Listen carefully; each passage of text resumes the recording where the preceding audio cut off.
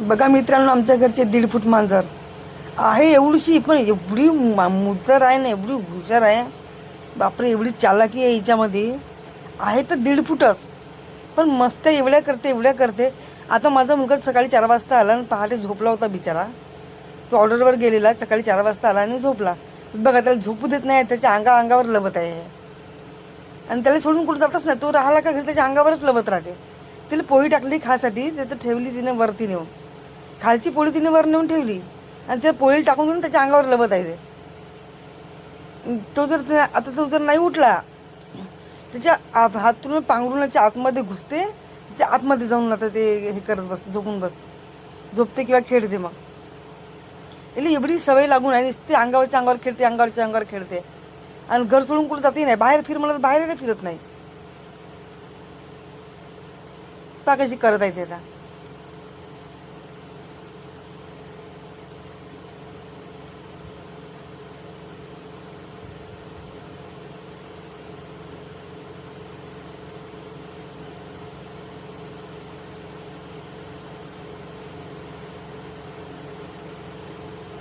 अंग सोडून तो बिलकुलच खेळत नाही बाई.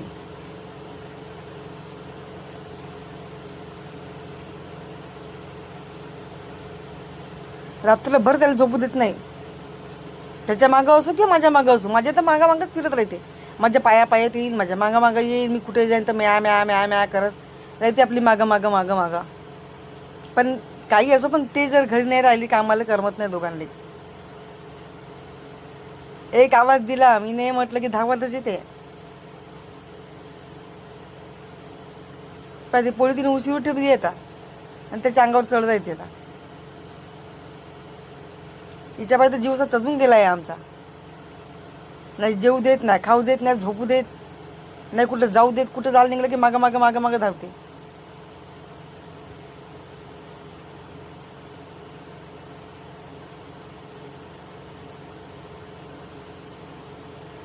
याची मुदरी करी म्हणजे मायनं आमच्याकडे टाकून ठेवलं. इथे हिच्या मायनं आमच्याकडे ठेवून चालली गेली. पा कशी मस्ता करत आहे. तर पोळी तिथं नको ठेवू म्हणून सांगत आहे तिले, बाई मुंग्या लागतील पोळी, पण ते ऐकतच नाही.